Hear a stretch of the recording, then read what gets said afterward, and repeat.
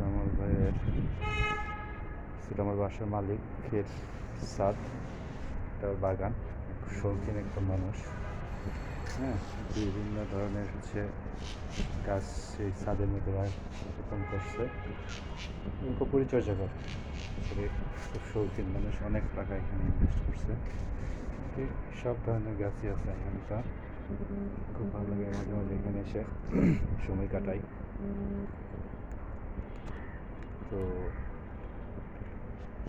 দেখেন এখানে বিশাল বড় দুইটা জাম্বুরা ধরে রয়েছে। হ্যাঁ, এগুলো সে নিজেই পরিচর্যা করে, সকাল বিকাল সন্ধ্যা তপ্ত রোদের মধ্যেও সে ইয়ে করে এখানে লেবু ধরে আসছে। লেবু আছে, অনেক সুন্দর লেবু।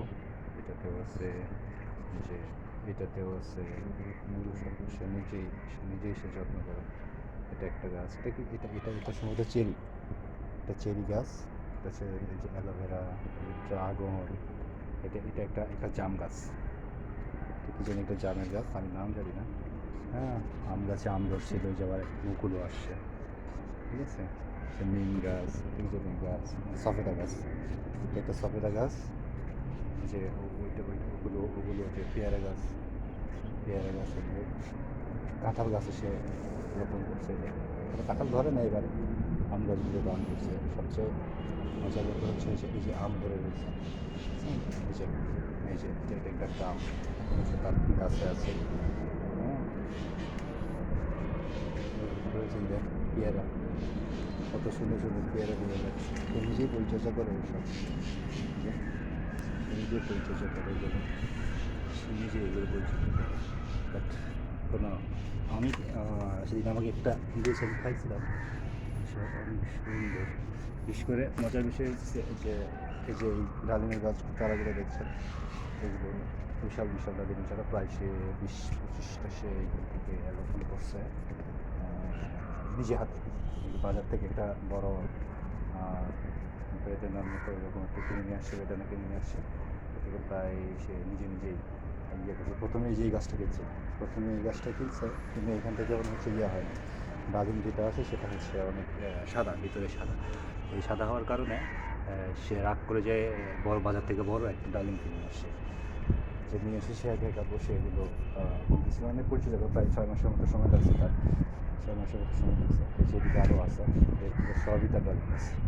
হ্যাঁ, বুঝছেন? ওই যে এখানে আখের গাছ আছে, সরলা গাছ বাংলা, আমাদের পাশে যে কুশারও আছে। অনেক সুন্দর।